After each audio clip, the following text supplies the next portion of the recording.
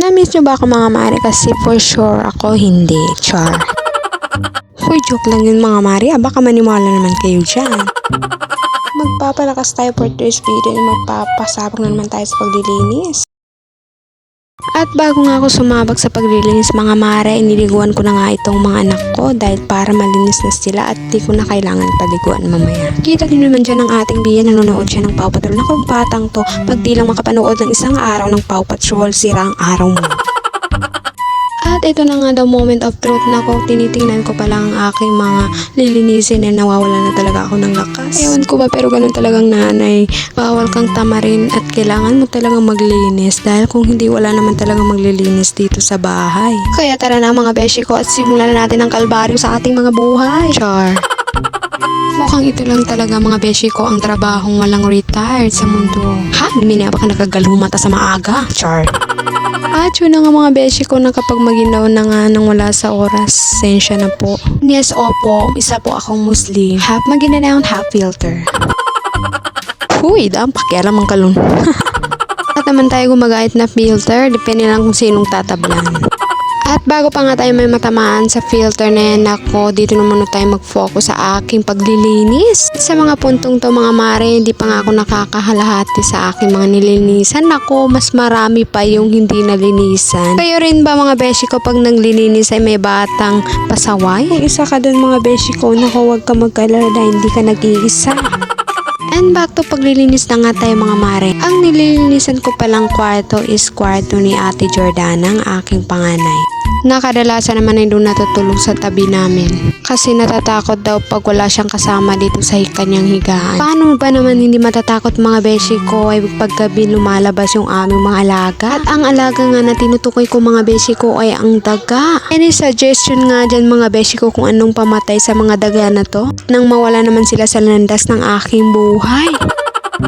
Anyway mga beshi ko, dito na nga ako naglilinis sa aming higaan. At kung makikita niyo mga beshi ko, inaalis ko na yung aming kulambo. Or in other words, ay mosquito net. Dahil paggabi talaga mga beshi ko ay hindi pwedeng wala kaming kulambo. Paano ba naman kasi mga beshi ko ay uso na naman ngayon ng dengue? Nako, nakakatakot na talaga. Kaya keep safe po sa ating lahat.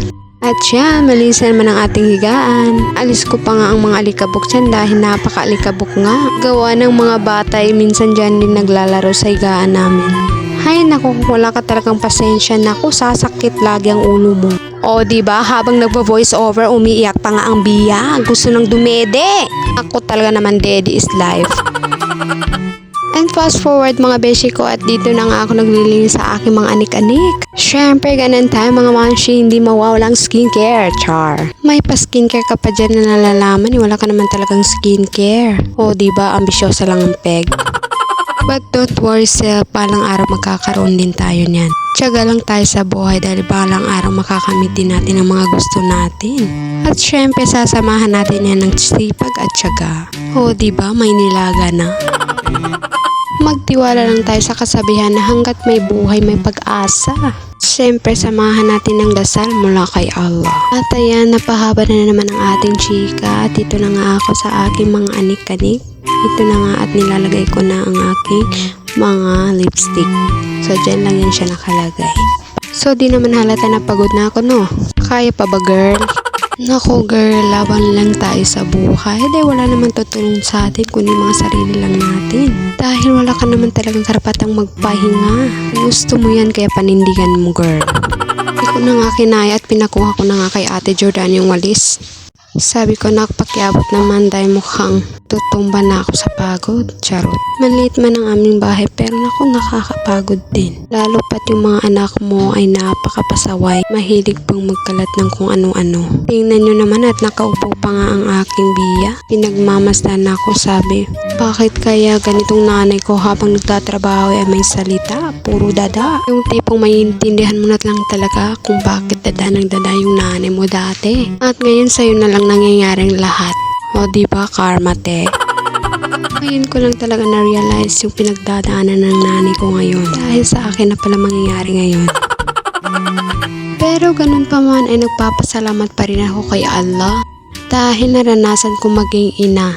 At magdala ng 9 na buwan sa aking sinapupunan. Na which is hindi talaga biro ang magbuntis dahil isang paa mo ay nasa okay. Kaya for all mothers out there, saludo po ako sa inyong lahat. Lalo na sa ating mga single parent na binubuhay mag-isa ang kanilang mga anak. Saludo po ako sa inyong lahat. And that's it for today's video. Sukran!